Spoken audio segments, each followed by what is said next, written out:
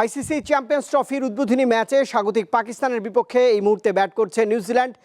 দর্শক, এই ম্যাচ নিয়ে আলোচনা করতে দীপ্ত বার্তাকক্ষ থেকে আমার সহকর্মী তৌসিয়া ইসলাম আমার সঙ্গে যোগ দিয়েছেন। তৌসিয়া, বহুল প্রতীক্ষিত এই টুর্নামেন্টটি তো আজ মাঠে গড়িয়েছে।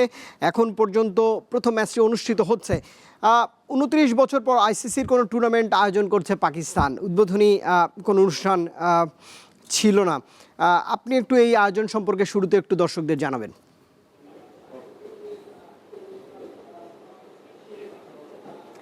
হ্যাঁ রুবায়েত, আসলে উদ্বোধনী অনুষ্ঠান ছিল না কথাটা পুরোপুরি সত্যি নেই। খুব সামান্য, খুব ছোট আকারে একটি উদ্বোধনী অনুষ্ঠানের মতো করেছে তারা।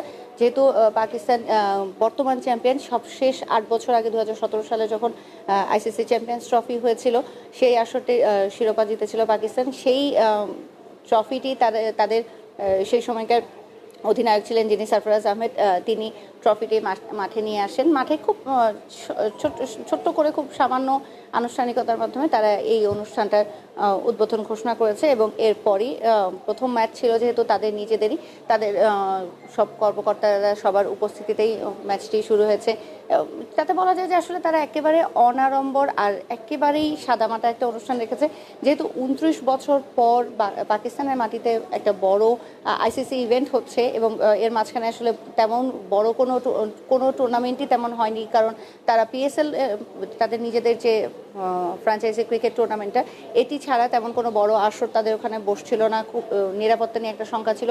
এই শঙ্কাটা কিন্তু এখনও আছে কারো কারো মনে। কারণ হচ্ছে, আপনারা জানেন যে ভারত কিন্তু পাকিস্তানে খেলতে যাচ্ছে না। সেই কারণেই এই আসরে কিছু ম্যাচ, বিশেষ করে ভারতের ম্যাচগুলো সংযুক্ত আরব আমিরাতে অনুষ্ঠিত হচ্ছে। এই সমস্ত বিষয়কে মাথায় রেখেই হয়তো তারা ম্যাচের আগ মুহূর্তে আর ঘটা করে উদ্বোধনী অনুষ্ঠান বা এরকম আয়োজন করেনি। তবে গত কয়েকদিন ধরে তারা কিন্তু বেশ কয়েকটি কনসার্ট থেকে শুরু করে বেশ কিছু ছোট ছোট আনুষ্ঠানিকতা তারা এক এক দিন এক একটা অংশ রেখেছে। মানুষকে জানান দিয়েছে যে পাকিস্তানে একটি বড় আইসিসি ইভেন্ট হতে যাচ্ছে, কিন্তু ম্যাচের দিন তারা অন্য সব বড় আইসিসি ইভেন্ট হোক বা বড় কোনো ইন্টারন্যাশনাল ইভেন্ট যখন হয়, তখন যেভাবে আমরা ম্যাচ শুরুর আগে বড় একটা আনুষ্ঠানিকতা দেখি, সেই আনুষ্ঠানিকতা ছিল না। তবে মাঠের ক্রিকেটটা হয়তো জমজমাট হতেই যাচ্ছে, এটা আমরা একটা আশা করতে পারি। কারণ মাত্র নিউজিল্যান্ড আর পাকিস্তান কিন্তু ত্রিদেশীয় সিরিজে যে খেলা হচ্ছে পাকিস্তানের মাটিতে, এই আইসিসি চ্যাম্পিয়ন্স ট্রফির প্রস্তুতি ম্যাচ, সেই প্রস্তুতি ম্যাচের ফাইনালে যে দুদল খেলেছে নিউজিল্যান্ড আর পাকিস্তান, ঠিক আজকে আবারও এই দুদলকে আমরা মাঠে দেখতে পাচ্ছি। খুব বেশি পরিবর্তন নেই দুই দলের। আগে ওই দিনের একাদশ আর আজকের একাদশের মধ্যে খুবই সামান্য পরিবর্তন এসছে। এবং আপনারা জানবেন যে কিছুক্ষণ আগে যেভাবে আপনি খবরটা মানুষকে জানাচ্ছিলেন, সেই সূত্র ধরে বলতে পারি যে নিউজিল্যান্ড কিন্তু উদ্বোধনটা ব্যাটিং শুরু করেছিল কিন্তু খুব ভালোভাবে। তাদের একটা 39 রানের একটা উদ্বোধনী জুটি ছিল, কিন্তু সেটার পরপর দুটো উইকেট তুলে নিয়ে পাকিস্তান কিন্তু আবার দারুণভাবে ম্যাচে ঘুরে দাঁড়িয়েছে। সেটা থেকে আমরা বুঝতে পারছি যে এই ম্যাচটি খুব সহজ কিছু হবে না। হয়তো একতরফা হওয়ার তো কোনো সম্ভাবনাই নেই। খুব বড় একটা প্রতিদ্বন্দ্বিতাপূর্ণ ম্যাচ হবে। আমরা আশা করব যে শুধু ম্যাচ না, পুরো টুর্নামেন্টটাই একটা ভালো প্রতিদ্বন্দ্বিতাপূর্ণ হবে। এবং যেহেতু বিশ্বের র্যাঙ্কিংয়ের, ওয়ানডে র্যাঙ্কিংয়ের সেরা 8টি দল অংশ নেয়, সেই সেরা 8 দলের একটা জমজমাট লড়াই তো আমরা আগামী 2 সপ্তাহ দেখতে পাবো। নিশ্চয়ই। বাংলাদেশের জন্য একটু, যেহেতু বাংলাদেশ খেলছে এই টুর্নামেন্টে, বাংলাদেশের প্রস্তুতি কেমন দেখছেন? এটি একটি বড় বিশ্ব আসর, সেখানে কেমন প্রস্তুতি নিয়ে আসলে বাংলাদেশ পাকিস্তানে গিয়েছে?